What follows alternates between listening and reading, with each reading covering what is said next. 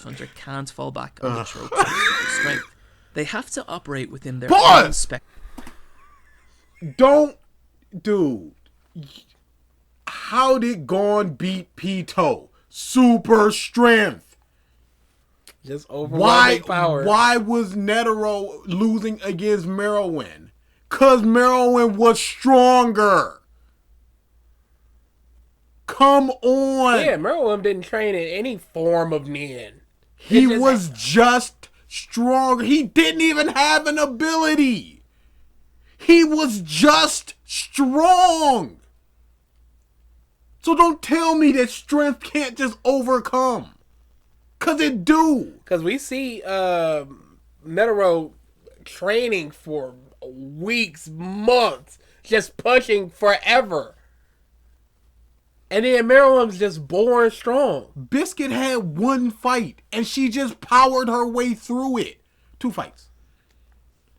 And she just powered her way through it. And that's somebody that they looked up to, someone to aspire to. A power monster. What's Gon's ability? Well, I'ma just hit you until you stay down. Power. Come on now. For strength. They have to operate within their own spectrum of abilities and use those abilities creatively in order to get results. This results in some highly personality-driven fighting styles. Like, let's compare Uvojin with Hisoka. Uvojin has turned his body into a rampaging killing machine, and because of this, he has no need for tactics. His own behemoth-like strength is all he relies on to take him through fights. Hisoka, on the other hand, takes the complete opposite approach, usually opting to crush his opponent mentally long before he ever inflicts any serious physical damage. Couple this with the fact that Hunter x Hunter has some extremely well-written fight scenes. Each fight has a narrative and a progression. The relationships of the characters are always on display. Bomb dude? I'm gonna just fight, and we had a trap, and I don't know. He just goes every fight. I would never go in One Piece. Every fight has. Smoke dude and Cheeto? Just he's looking at it too blanket for everything. All villains are. All the fights are. There is no fight that is bad in Hunter x Hunter. There's no fight that deviates from this has narrative progression or anything like that. It is all just this. All villains are just this. No deviation whatsoever, and I'm sick of this. It's not all or nothing. It's clearly not all or nothing because JoJo exists, and you know it exists. Characters are always on display too. We don't need the characters to stop and tell each other how they're feeling because it's obvious from the way they're fighting. Let's take a look at one of my personal favourite fight scenes from the show. Gon versus Hisoka. This fight comes 33 episodes in and takes about an episode and a half to conclude. Up until this point in the show, the power difference between the 2 Hisoka fights in this arc, those are 2 of the best. Kurapika and Strong Dude, that's pretty good.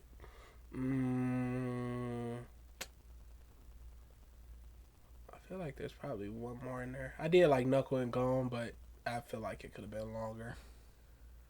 And see, I felt like it went too long. Really? It went like 4 episodes of them going back and forth. I felt like it didn't go long enough. Okay, here's what it did. It would have Gon just standing there, letting his number go up. And then just go, okay, I'm going to do this thing and just let my number go up. Hit you back. Well, it wasn't enough. So the interest still, blah, blah, blah. Yeah, but that's their 3rd fight.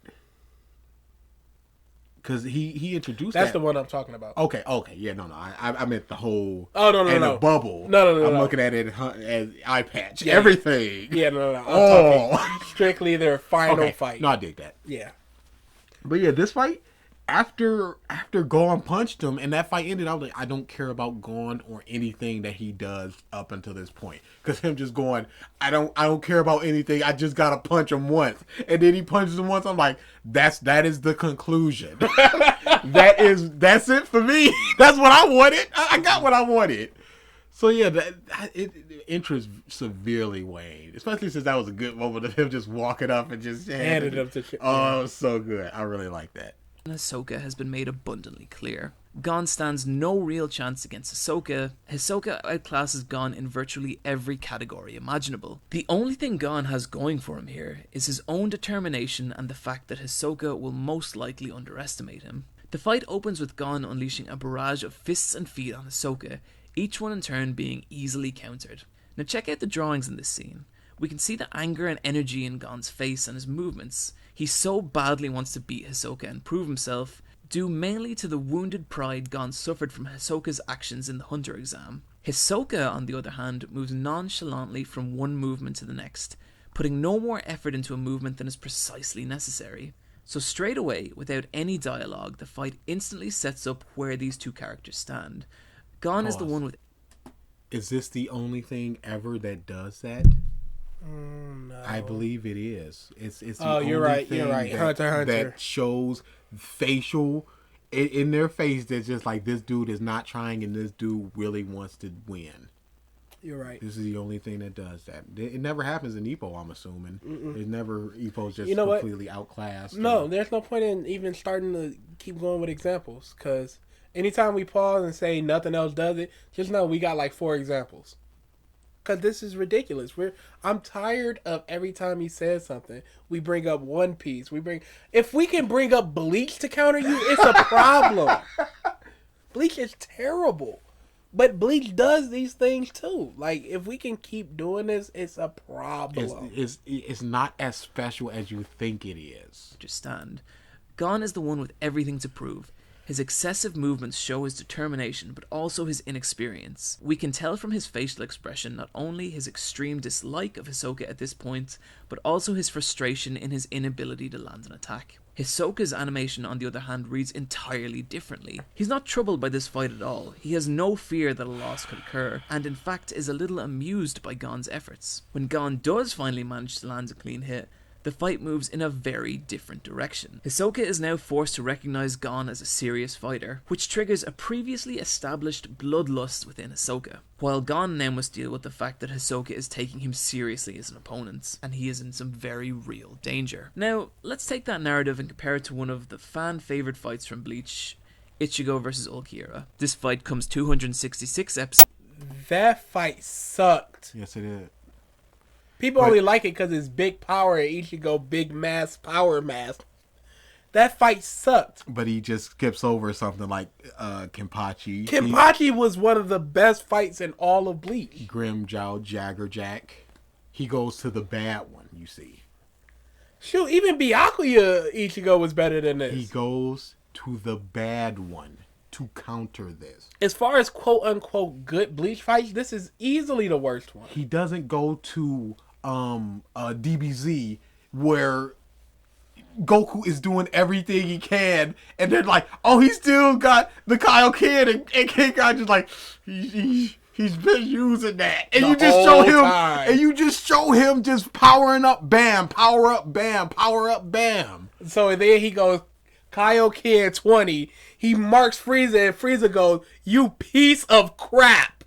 So this is essentially the Frieza fight. And again, just go to the bad thing. Go to something that you can directly point to and go, this is different and this is bad. Bruh, so Frieza this is good. Started that Goku fight with, I'm going to put my arm behind my back. This is nothing. And then Goku goes, haha, Meiji punch me. Oh, you're completely right. Okay, enough of that. Enough of that. To Bleach and takes about 6 episodes to conclude. Despite some... Also, why are you picking on Bleach, which is a terrible show? He can't say anything about One Piece, so you go to the bad thing. The thing that people go, yes, this is bad. And he goes, yes, this is bad. And the audience goes, yes, this is bad. You couldn't pick a fight from Naruto? No, he picks a bad fight from a bad series. What about episode roughly 30-something, Rock Lee versus Gaara? No, you pick the bad thing. Bad thing is doing bad thing. Good thing doing good thing. Good thing good. And you know what? It's exactly the same. Rock Lee had no chance of winning. God is just like, whatever. And you can see it on his face. While Rock Lee's trying everything in his power. Camera swirling around him as he's trying to punch, and God is just standing there with his arms folded, not even caring. Then he takes off the weight and he goes, holy, what, huh? Oh, difference. Oh, similarities. So then he's like, okay, it's time to start trying on this piece of Naruto versus Sasuke, as it's just like one-tailed fox. Well, I got another eye thing. Well, here's another tail. Oh, well, here's my curse mark. You can see as the progression of the fights, them struggling to... What is he saying about visual the bad effects? thing? There's actually surprisingly little going on here. Sure, the plot is progressing. Ulquiorra has a second final form, Ichigo is able to reach a new and unheard of power level, and both characters go above the canopy of Los Mundos. But we don't really learn anything new about the characters, save perhaps a little Bleach lore, which honestly just feels like Tite Kubo makes up as he goes along. Neither Ichigo or Ulquiorra displays any real emotion outside the battle standards of anger and surprise. And likewise, their fighting styles don't... That's all of Bleach, though. That's why it's a bad show. Nobody has humor in their fight or anything. It's just like anger, surprise, dispassionate face. Those are like the three things you're going to get out of a Bleach fight. That's why people don't like Bleach fights. No, but this, he can talk about it. And so he does. What about the completely serious Kaku versus Zoro fight where Kaku starts wiggling his legs as he's a box man, and Zoro goes, "Take this seriously, you piece of shit." And Kaku goes, "I am taking this seriously. My attack's already begun," and Zoro gets cut the up. The beginning of that fight is no sword. Nothing there, huh? Nothing. What about Frankie and Aldo, where he's just like, "That's good, just get to the island. Yep, nice and easy there, y'all. Yeah, let's go." You go to Bleach. Bleach bad. Couldn't even go to Yu. Go to the Force A beat there. Nah. About them either, aside from the fact that they A, have a sword. You know what tells us much about them? Everything before this moment. Yes. Everything that Ichigo has been through and everything Ukihara has been through. Ukiora. What did I say? Hara? Ukihara. You know what? I'm probably thinking of what's his name? Hat dude. Ukiora. Yeah. Everything they've been up to until this moment. That's what tells us about them. Hisoka is very expressive. Gon, I can't think of any serious fight Gon has been in where he didn't show anger face. So that means nothing. And Hisoka is very dispassionate. Even when his arm is literally cut off, he's still just smiling like this is the most nothing thing in the world to him. That's what? And you know why we know that? Because of everything Hisoka has done before and in that fight. So what did Bomb do versus Gon tell us about that? About Bomb dude? What did his face tell us? What did it tell us about Gon? Oh, he's willing to sacrifice his arm. Okay, but go back to the fight in the mansion where he's just like, "I'm not gonna fight you, black butler maid lady. Just hit me." So he's already been shown to be just self-sacrificing. So what did it tell us about either of them? He can go to the bad thing. Fly, and C can shoot giant lasers. The emotions of the characters are suggested by some choice close-ups, but other than that, the viewer is left out in the cold about how these characters feel about the situation, what their relationship... What about what they're thinking in their thought bubbles?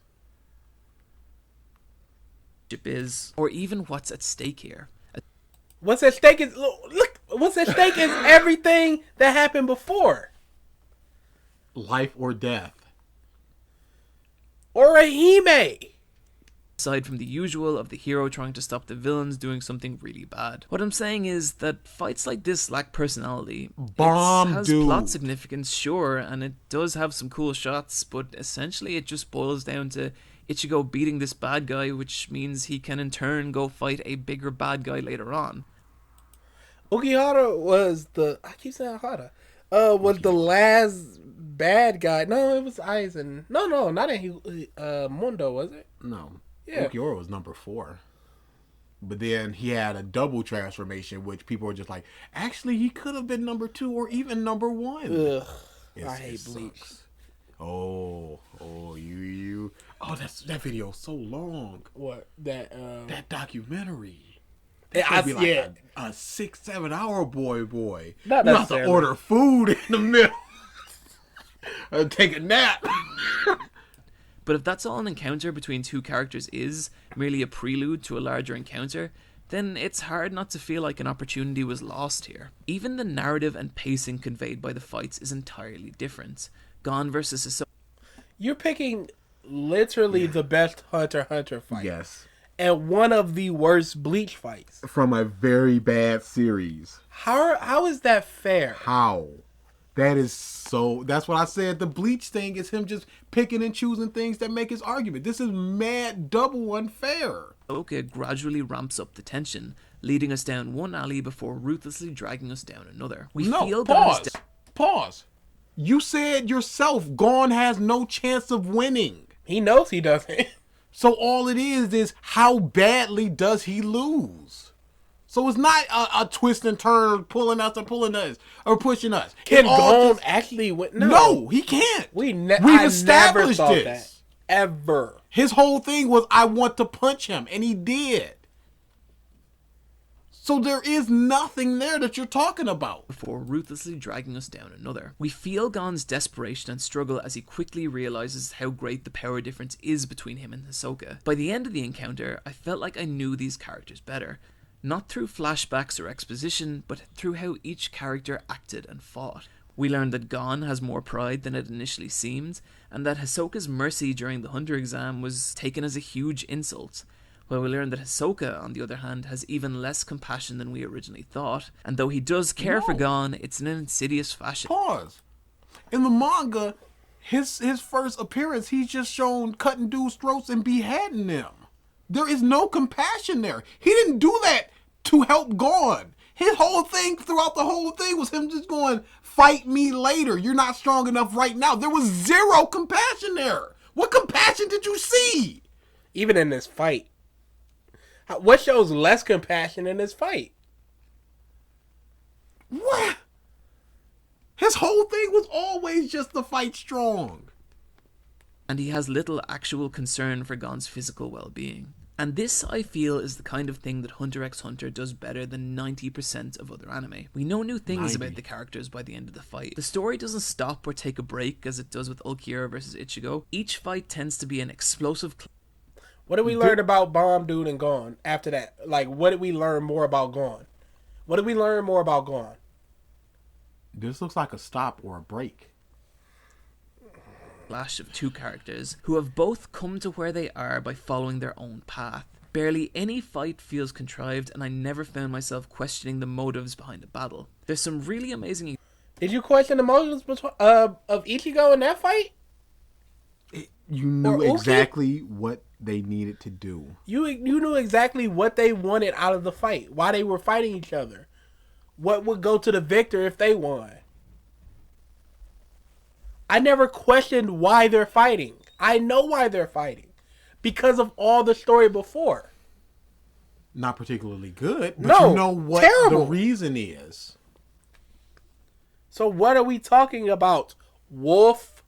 It's different. That's what we're talking about. It's different from the bad thing. of this later in the show, but I couldn't really get into them without encroaching on some serious spoiler territory. For a far better fight scene within the Bleach universe, you should check out Ichigo vs Zariaki Kenpachi, which does right just about everything Ichigo vs Ulquiorra does wrong. Ichigo runs the emotional gambit. Then why would you show that one? Why? Because he needs to make his point. But again, then you go, But then here's a good thing that's better, that's comparable to Hunter x Hunter. so what was even the point? Why even go, this is bad, but this is good? Why wouldn't you go, these two are good in different ways? No, this is good because this is bad. But here's this good thing as well. from fear and doubt to believing in his own abilities, and Kenpachi is a charismatic and terrifying opponent whose relentless battle style What a comes through great in every fight! single frame. Okay, I think I've been talking about fights way too long, so let's move on. Oh, The what? the thoughts. That's not what that says. It's misspelled. As a person who misspells things a lot, he meant the thoughts. But Yes. you would look at this and go, I understood what he meant immediately. I understood what he meant too. But that's not how that's spelled. It might be in England. Oh, you know what? You're absolutely correct. Let's check this out. Because I will have to apologize to Wolf. Nope.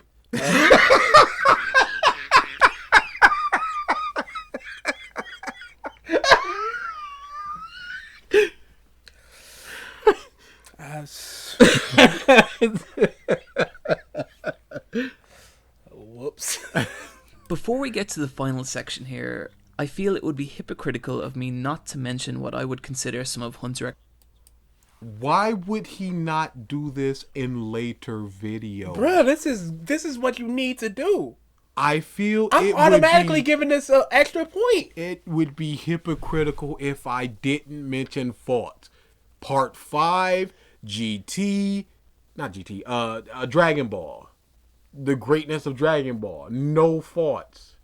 But here you're mentioning thoughts? Why? First video, that's why. He's just like, oh, people are probably disliking this is bad because of this. Cut all that out. You know what's funny? I watched his Why You Should Watch Part 4. He mentioned more thoughts there. Of course he did.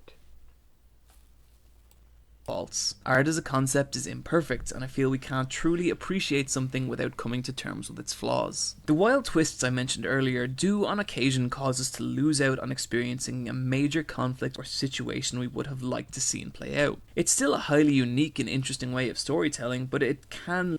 I don't know what he's referring to. Like the tournament arc where Gong gets knocked out and then it's just like, we would have liked to see the tournament. It's definitely unique, but that doesn't necessarily make it interesting.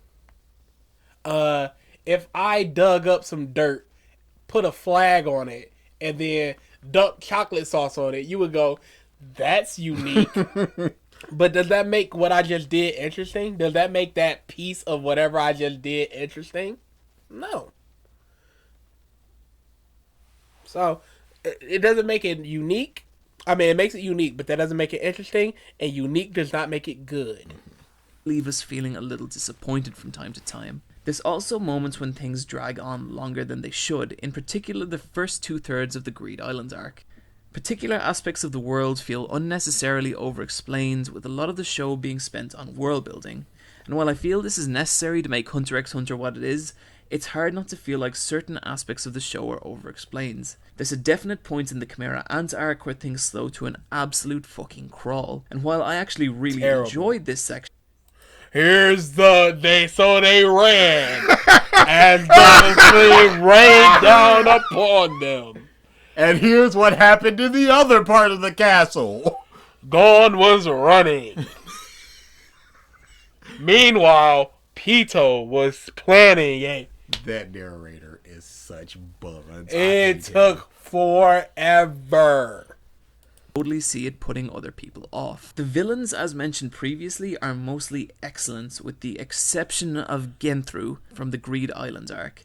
Despite having an absolutely mind-blowing final showdown with Gon, I wish he would have did this in other videos. Because we've been talking about the bomb dude throughout the whole episode, and that he's been ignoring it, and then he just puts a spotlight on it. That's excellent. That is perfect. If all his videos were like this, I would have so much less to say. Now, I'm still going to have a lot to say about this Hunter because he's just completely wrong about aspects of it. Or he's just misrepresenting certain things. But we talked about the bomb dude forever. And then he goes, that guy sucked. his design and personality are disappointingly substandard for the show, and don't leave any kind of lasting impact. And honestly, while I adore many of the female characters within Hunter x Hunter, I would have liked to see some more openly female characters among the central cast, especially in the earlier episodes. And that's about it. Don't you Nah, really? that was We it. arm That's it. wrestled. No, we didn't. Well, you arm wrestled me with your left. Why would I do that? she's not. She don't even worry about that. Oh, I guess we were mistaken. I thought so. She You goes should like, take more care. I love that. Why would I do that? Yeah, you wrestle with your right. I wouldn't lose to him. Yeah, if you arm wrestle with your right. Why would you? Why would I do? They just go, y'all just stop right now. This ain't going nowhere. I love that. You're left-handed. Why would you arm wrestle with your right? Well, he offered me his right, so that's why I arm wrestle with my right. I wouldn't do it with my right. What are you talking about? Amazing. In the 148 episodes of Hunter x Hunter, these are my only legitimate gripes. No. Okay. That's fine. Kite has an interesting power. We don't get to see it enough.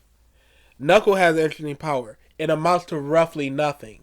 That dude has an interesting power where he can take away certain aspects of a person. He fights somebody with like 14 eyeballs and takes away 2 of them on his arm or something. That it roughly amounts to nothing. So many of these people have interesting abilities that roughly amount to nothing. The fights are so much worse for it. And then we have an unlimited wish girl. And then it's just unlimited wish girl. And then that basically amounts to nothing other than he'll gone and now we're going to Paris. And though it may not seem like it from this video, I'm a man who enjoys his gripes. Oh! Now, before he gets into this, I would have very much liked if somebody pointed out that, you know, the dude that went bald because he felt Pito's energy, because he went insane. Mm-hmm. If Gon went insane after that would have been good just by being in proximity to her energy again, it's manipulating him, but since he's a lot more childish and a lot more optimistic as opposed to a seasoned hunter who's just like, I've killed people and all this, he is slower and more that would have. I wish somebody would have pointed that out because I was thinking about that so much the other day. So if even Hisoka, not Hisoka. Yeah, Hisoka, sure, why not? If even Killer was like, you're acting a lot different when you think about or when you're near Pito or something. I was thinking about that the other day. That would have been so good. That because it would have made so much more sense of why he was acting that way. That would have changed that entire terrible moment. So, before we call it a day here, there's one more topic I'd like to discuss. This one tends to catch most people by surprise and is the least obvious from the outset, and that is how dark this show gets. Now, making shows dark or edgy isn't a difficult thing to do. Any 14-year-old with a pirated copy of Microsoft Word can write something dark. That's why it doesn't really carry any water with critics. It's the way it's done that matters. What's the point the writer is trying to make by giving something a darker tone? So does Hunter x Hunter do a good job of introducing darker themes to the world? Well, by this point in the video you can probably guess my answer, but you can bet your ass it does. As mentioned before, initially Hunter x Hunter seems like a bright and fun kids show about his boy, his fishing rod, and the adventures they have. Gon himself seems like such a wellspring of positivity and enthusiasm. From the first couple of episodes, it's nearly impossible to predict that the show is going to engage with the topics it does, such as war, genocide, abusive relationships, North Korea, One Piece, cannibalism, slavery, genocide, classism, war. Who's the good and the bad guys? There's so many wars. Media blackouts. Religion. Espionage. Kidnapping. Child murder. And like the first thing you said, cannibalism. I cannot stress that enough. Big Mom ate a lot of people. Not for survival or anything like Zeph cutting off his leg and eating it. It was nothing like that. She ate a lot of people. Children. It was like 14 kids in her grandma mom figure. Make no mistake. He hate people. And you know how it started? Some fun little pirate adventure kid coming out of a barrel. And she's just singing about how Totland is just such a great place that you cannot leave. And when that first song, she's just singing and crap, and then she just goes, I'm gonna get you, movie one. And my first thought was, please don't eat Luffy before even the cannibalism thing. I was just like, please don't eat Luffy. Because in Fishman Island, it was like, Mama, I got big news. And then you're like, oh, finish your news in my stomach. It was like, was that a person? But it turned out it was probably candy, just some candy or something. But then it was set up to be like, is that a person? So then you just go, is Big Mama in cannibal? And you go, oh, no, that was just a mistake. No, but she is, though. No. That was that. But this is this. This is, she ate a lot of children.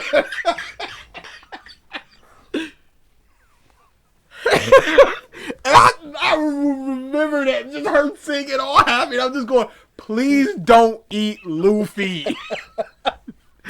But I didn't go, oh my God, One Piece is getting dark. No. I just went, never. wow, this is a really good part of this Good series. story arc.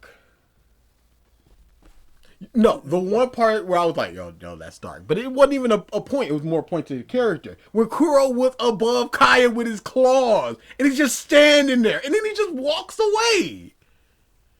Because he's like, I could do this right now. But because of my character, because of the story, because of my plot, because of my plan, I'm not going to. This would ruin everything. So I'm not going to do this right now. But it's going to happen. Abusive relationships, North Korea. I'm dead fucking serious here. The later arc takes place in a fictitious version of North Korea.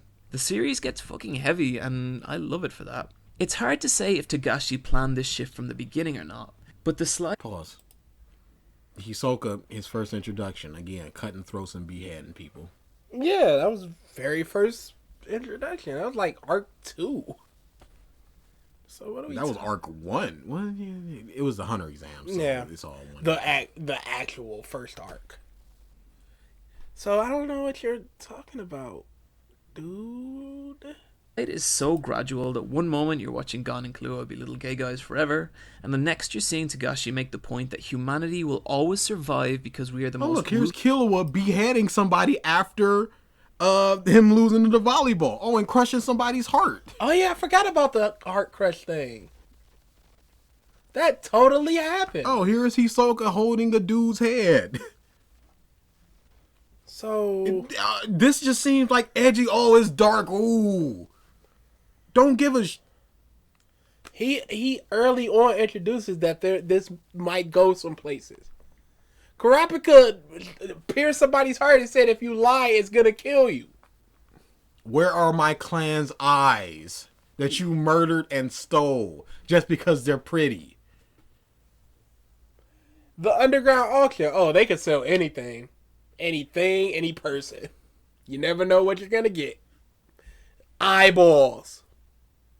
Gon and Killua be little gay guys forever, and the next you're seeing Togashi make the point that humanity will always survive because we are the most ruthless and fucked species in existence. Yeah, because you have to He's say right, that, by the way. not What's show it. interesting here is that Togashi's previous work, the fantastic Yu Yu Hakusho, follows a very similar arc, and I think this consistency among his work... Chapter Black was so much better than the Chimera Ants arc. 100,000%. Because it actually made you question humanity.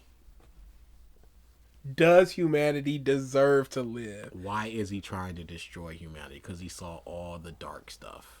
That's why. And it drove him insane. Not just because he was born and he's like, this is my birthright, so round up people. Paints a very interesting picture of the guy. Togashi to me seems like someone who's always trying to write for a very general audience, at least from the outset. But it's like he can't help the darker sides of his personality and cynicism bleed into his work. I'm possibly overanalyzing here, but when you look at the rate at which Togashi produces his work, he's obviously not in love with the process, and it can feel like the problems he has with anime and manga as a whole are being voiced through his medium. What? Didn't somebody else say this exact same thing? Has the author ever said that? He said it seems like he is, so I can't imagine that he did if he's one it seems like. Which, if nothing else, makes for some god. I don't go, oh, Oda explicitly said that after he met his wife, the women in One Piece got way bigger breasts. But as it was going on, before I learned that, I never thought, is Oda sexually frustrated or something? And is that coming through his work?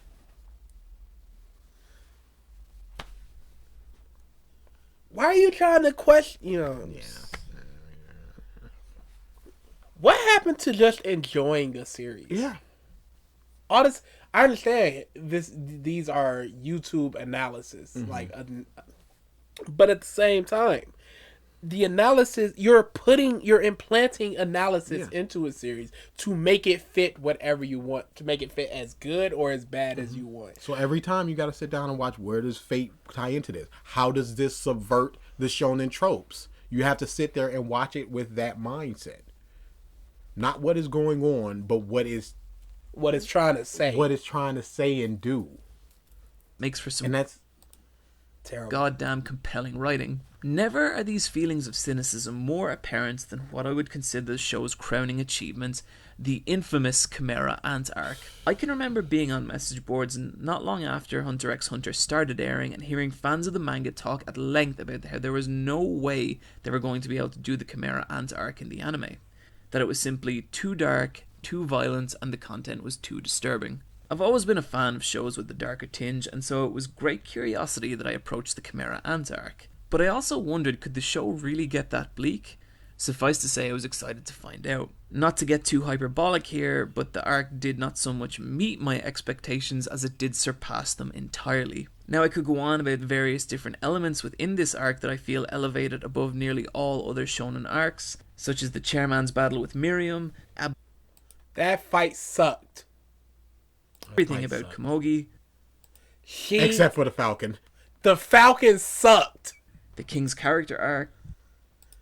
That's good. But to me, the defining moment for the Chimera Ant arc, and honestly Hunter x Hunter as a whole, is something that I've dubbed the reverse Super Saiyan incident. So what do I... So you're still just, this is power fantasy crap.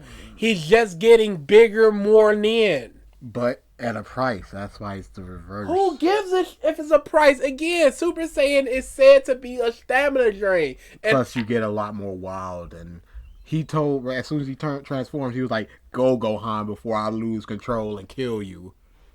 mean by this? Well, as most people watching this video will be aware, the idea of the Super Saiyan is a convention born from Dragon Ball Z and can be generalized as a moment within the series when seemingly all hope is lost and our protagonist finds within themselves surprising and new powers that they use to vanquish whatever big bad happens to be around that season. When a regular Super Saiyan did Gon do that?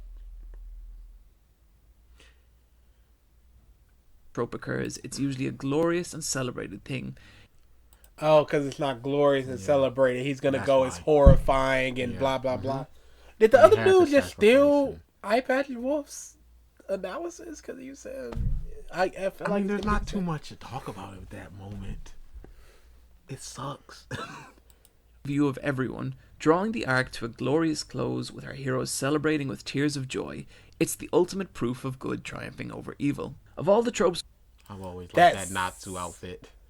That blue and yellow is within fly. the shonen genre, this is probably the one that is most consistently used while never really evolving. Only slight variations on the specific Yu's was horrifying. First getting the orb and then Kuwabara dying. It was awful both times in that arc. And even the demon transformation, he was like, "I didn't want to win this way. This isn't my power. I didn't beat you. Come back to life." What are we doing? His body got taken over and he was puppeted. specifics of the character's increase in power and the motives they have for its activation change. and it's usually something to do with wanting to protect one's friends. Yawn. Now, I'm not putting myself above this trope. I like Kotobuki. Goku's wasn't about protecting his friends. It was because his friend died. And Gon went wild as soon as Pito said, oh, he dead. Same thing. And I also like how the other dude was like, Hunter x Hunter, there hasn't been anything like Dragon Ball until Hunter x Hunter. And Wolf is going, unlike Dragon Ball, Hunter x Hunter has all this other... So. Who achieves the Dragon Flame against Gajeel. I like when Ippo masters the Dempsey role. Hell, I love when Rock Lee drops the weights. These moments are outrageous and weird and fun. What I don't like is how some variation of this trope appears in literally 99% of shonen anime. To the point where it's more a plot device than a piece of... Even Ichigo's was horrifying. Literally 99%. Shonen, not shonen, sports... Get Dance, yeah, how is that a Super Saiyan thing? Detective Conan. Because you see Ippo dude. I'm gonna spoil it for you because I don't know if the Dempsey role was part of that tournament. But he has like low logs in front of him, and he's just going, I gotta go lower, and he's constantly banging into it, and he's just doing that over and over and over in training until he eventually gets it in that fight. So it's not like he was like, oh, from within me, I summon this power. He trained to do this thing. So that's not the same thing as this Super Saiyan trope you're talking about. Literally 99% of shonens do this. They just have a transformation that means nothing. And so they bad, this good. Actual writing. Which is why it's so surprising that 100 episodes into the show, this hasn't happened. Gon has... It's a Dragon Ball like 160. I was just about to say that. What are you talking about? Luffy didn't get his until 200 something? Are you talking Gear Second? Yeah. That was 300, kid. Oof. No, it was a little bit. It was probably like 270 because I know the Zoro Kaku fight is episode 300. I know that for a fact. Nerd. So it was before that, so Bluno, so probably about 176, 175, 176. 273. That's what I meant too. But yeah. Episode 273. He's going, it's surprising that 100 episodes. What are we talking about? What are we talking about? We're just hyping up Hunter x Hunter just to... And when Ichigo did his, everybody was horrified. When he first got his mask, whoa, what the you gotta take care of that. What are we talking about here? Same thing with Naruto. Absolutely. The first time you see the one-tailed beast, or the three-tailed beast after Shippuden, you're like, what the slapping Sakura around, and then the skull one after Hinata dies? Even going back to the Zabuza fight where they're like, what the is that? Horrifying. It wasn't a celebration. Sasuke is purportedly dead, and Naruto's a monster right now. And there were no tears of joy. Everybody was sad after that. Naruto literally crying over Sasuke and Haku. Zabuza is just fighting these dudes and getting stabbed to death. There was no celebration. No, but 99% of shonen. There's literally Nightmare Luffy. There were no celebrations after Super Saiyan. The example that he gave. Hasn't received any inspirational burst in power. Sure, he's pulled off some pretty crazy things, but this is only ever through training and planning.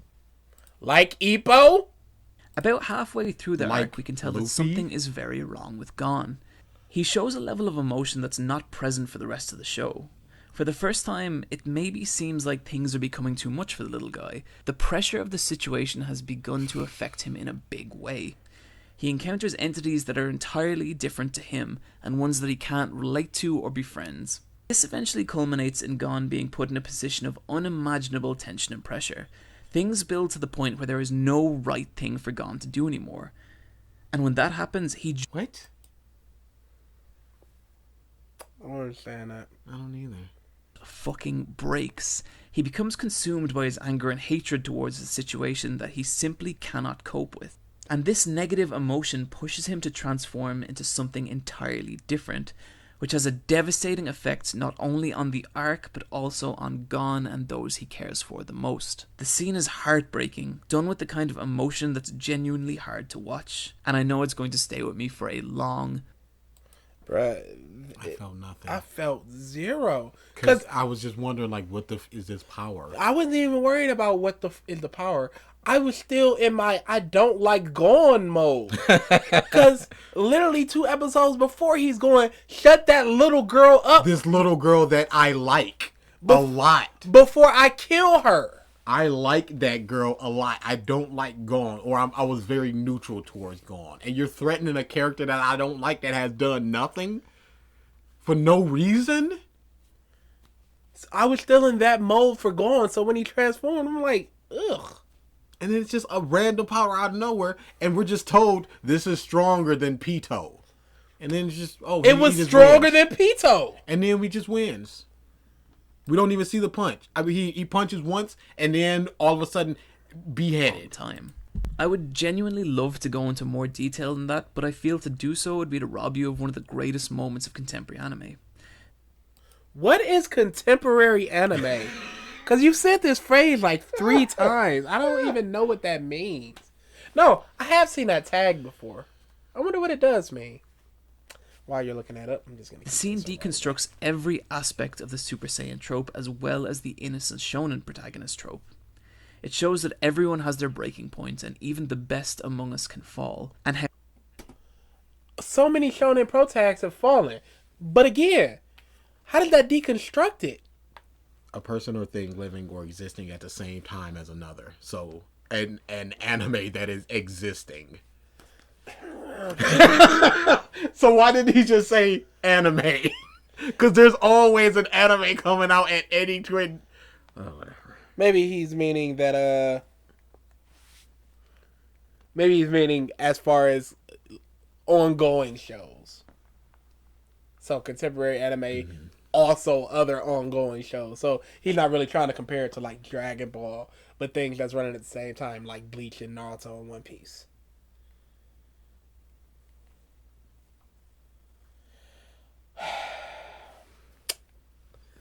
At the same time, shut the up. how even good people will sacrifice everything for the wrong reason. And this really is the beauty of Hunter x Hunter. I feel it's a show about people at their absolute best and absolute worst. No one ever really said... Okay, so Gon is so weak that when he gets to his worst, he throws everything away, is willing to kill a little girl, is willing to just kill this person healing the little girl, and descend into the darkness to defeat this person. Where did this power come from? Is this a contract or what? Or what? Did he just get so mad? I don't... What is this power? Wolf? People, for other reasons, people just kind of collide into each other and leave deep, everlasting marks. Gon's overall character arc is unlike anything I'd seen before and something that's impossible to appreciate for the first 10 or even 20 episodes. I'd say the same about the show itself. It's He subtle gets and irrationally unique in a way... angry about some dude. Unlike anything I've ever seen before. He gets Luffy goes into an unbreakable prison just to go, I'm going to break in, and then somehow go to the very bottom level, get Ace out, and then somehow leave. I'll figure it out. And then he goes, oh, Ace is already gone. Let's go to this war. The war of 3 admirals. I couldn't beat one on its own, and I gotta fight 3 of them. On my best day. Plus a bunch of, almost all the other Marines. Plus, I don't know if there's gonna be other pirates there that's gonna be defending against me. The Shishibukai, who I've had problems with constantly. You barely beat Moria. You couldn't beat Kuma. So, he's going into that just to find his brother. His last living relative, basically. So, and then there's just this dude. If Kite was like, I'll tell you about your father once we get out of this Chimera Ant stuff. He's like, I gotta find Kite because he's gonna tell me about my dad. But no, he just, I want to save Kite, ... because. In 3 or 4 hour video. Subtle and unique and in ways that's not apparent until you're deep into the plot and characters. This show takes investments, but It's not subtle. His irises were just disappearing throughout that whole thing. That's not subtle. How many times did Killer will go, look at this dark energy swirling around Gorn? You okay, Gorn? There's a lot of evil energy emitting from you. How is it also subtle when the narrator goes, his eyes turned into a deep darkness and the child was breaking before our eyes? The narrator literally spells out stuff. How is it subtle? Completely and utterly worth it. In casting off the conventions of the shonen genre, Hunter x Hunter manages to rise above it and become something entirely its own. It's my hope that it inspires a new generation to re-examine what the shonen genre is capable of and give the genre a much needed reason to explore new territory. This, my friends, is why you should watch Hunter x Hunter. And so guys, that's about it. I really hope you enjoyed the video, and if you're still watching, holy shit, thank you so much for watching till the end.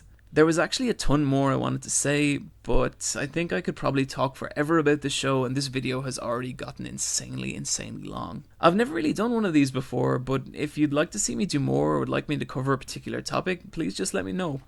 And if in the meantime you'd like to hear more from me, then you can catch me over at Let's Fight a Boss, a podcast I do with 2 friends where we cover all manner of anime, video games, movies, and other weird stuff. It's genuinely pretty cool, so check it out. Link in the description down below. Guys, thanks for watching.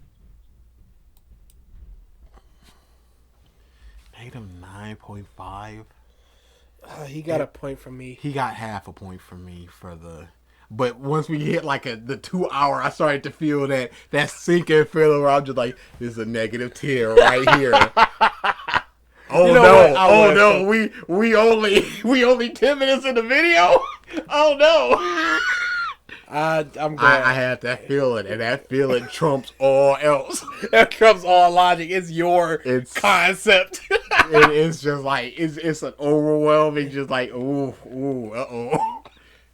That irrational just anger. This is your gone moment. This would have been a -10 had he not gone, here are the flaws. Minor though they were, he recognized that they were flaws and he said them, and he allowed you to think about flaws as opposed to just going, this is great, shut up. Yeah, I'm gonna go -9. It was bad. This is a bad video. This is a video of naught but. Unlike this does this. And I would. What about this? How about this bad Bleach fight? But then how about this good Bleach fight? Why would you do that? If he wasn't doing stuff like that, it would have been higher technically. But it's like, you're just saying that Hunter x Hunter is doing things that other shonen don't. But then we point out how other shonen did do these things. And it's like... And it's just constant. So why is it special now? Why? When you go, this does the power system like JoJo, but it does it unlike the thing other shonen, and thus... I don't understand. That's why... I wish I could just put this in the pantheon of -10s, but I'm going, there are negatives, and here are the minor negatives, and these are all, literally all the, but then I'm just going like 90 to 95% of shonen or 99% like that is just like, what are your measurements? What the are you talking about? Come on now. Hey, you can still hit that -10 if you would. No. He did something that brought it up, and I have to commend him about that. That's all that is. But this is a very poor video. If you had told me this video came out last week, I would believe it. Outside of the subtitles and the production values, and there's slight moments where he's coughing, or I mean where he pauses, or like where you can hear the audio, like this is where the break happens, and there was probably a pause or something there. Yeah, at the end, even you can hear him moving his mic. Yeah, stuff like that. Stop the recording. Production stuff like that. If you had told me if this was better produced, I'd be like, yep, this tracks. He has learned nothing from this. He has regressed, if anything. Bruh, how do you regress? Because the false thing, at least I was like, good. That surprised me, outside of the misspelling. That surprised the balls off of me. That was a really good part of the video. Yes. Wish it was longer, wish it was more, wish I agreed with more. But at least he recognized. He did that. To where if people are like, I want to watch Hunter x Hunter, well, here's some faults for you to think about it. Here's some things to look at. Sometimes the subversion does detract. And you go, all right, cool. As opposed to part 5 is the pantheon of all things. Watch it. -9. 9.5. Yep. He got the 0.5. But then he it would have been a 9, but then he went lower and lower, and I couldn't do it. Eventually, we're gonna do why you should still watch. I Hunter wanted Hunter. to do both at the same time. Yeah, that's because impossible. there's no reason why this should be a 4-hour video. That was impossible. When you combine them and they're roughly the same length as the part 5 Brilliance video. Mm-hmm. I didn't think, because I'm like, this is 3 hours at most. We're out of Hunter x Hunter stuff to talk about, but yep. Don't know what we're doing next though. It's not going to be. Do you want to just get that out of the way, or do you want to just move away from Hunter x Hunter in part 5 for a while? Yeah, we should probably move away, cause the anger I feel for those series, like I can't do it too much. Yeah. I need to have, like, that Batman dude. That Batman dude was super fun. Yeah, it was a breath of fresh air. Like, this is fun, but I can't do it too much. It's like, if you enjoy pizza, you're like, okay, I ate 2 slices today. That's enough pizza for a few days. Or a week or 2 weeks. Like, I can't have Taco Bell every day. Like, it's not gonna happen like that. So for we're me. moving off from part 5, unless because there's always the There's always a chance. There's always you just trolling through YouTube. He's like, oh no, just add that.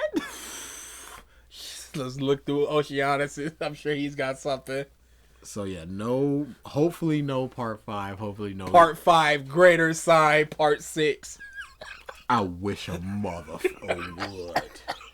Because right out the gate, you poison the well for people going into part 6. Just like, oh, it's already... Because Ocean said...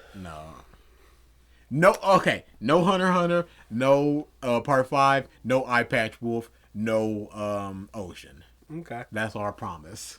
Absolutely. You know what? I don't care what video comes out. Locked and loaded. Those 4 things, it will not be the next thing we do for revisiting. Point blank, period. Oh, dude. Just cut this out and put it in the beginning of the next one. Welcome back in part 5. Guys, there's another video.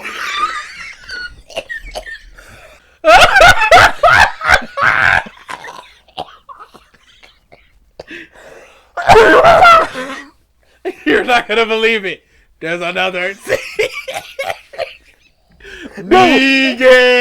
Dude, if I find that video, we're revisiting it.